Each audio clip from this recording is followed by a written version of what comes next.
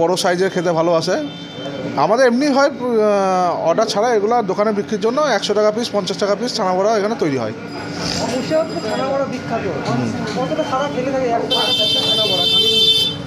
না না, যথেষ্ট সাড়া ফেলে। মানুষজনও চায় যে একটু ভালো ধরনের একটু একটা ইউনিক টাইপের ছানা বড়া খেতে, সেই জন্য এই 100 টাকা পিসের ছানা বড়াটা করার জন্য।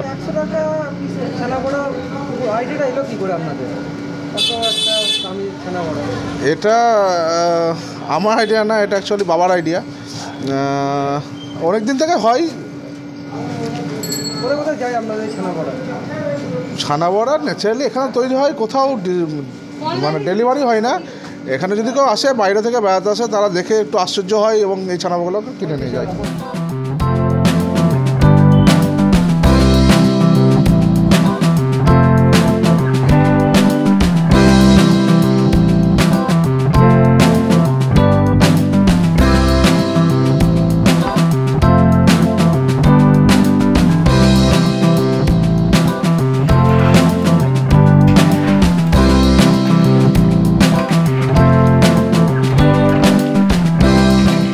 ছানাটা শক্ত নিতে হয়। ছানাটা অবশ্য একদিন থাকলে বেশি ভালো হয়। ওর মধ্যে সুজি আর চিনি দিতে হয়।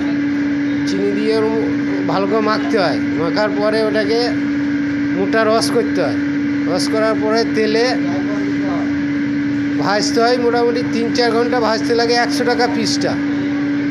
ওটা 3-4 ঘন্টা ভাজতে হয় আস্তে আস্তে। তারপরে রসে ফেলে ওটা রেসিপি তৈরি হয়, তারপরে বিক্রি করা হয়।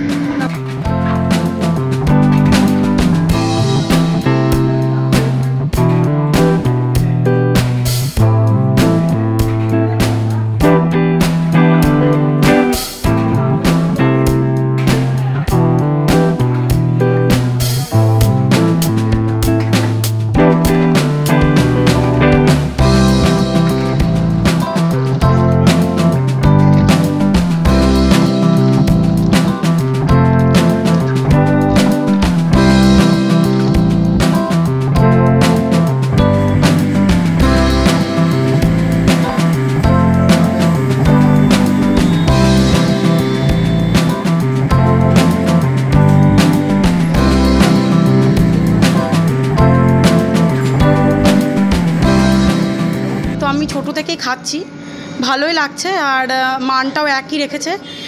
আর এখানে একটা নতুন দেখলাম যে 100 টাকা পিসের একটা ছানা বড়া রেখেছে, তো ভালো লাগলো, বেশ এটা আকর্ষণীয় লাগলো, বেশ বড়।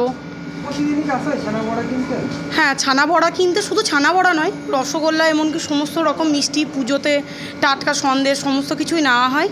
খুব ভালো, খুব পরিষ্কার পরিচ্ছন্ন। হ্যাঁ, ছানা বড়া খেতে তো কান্দি সকলেই ভালোবাসে, আমিও ভালোবাসি, আমার বাড়ির সকলেই ভালোবাসে।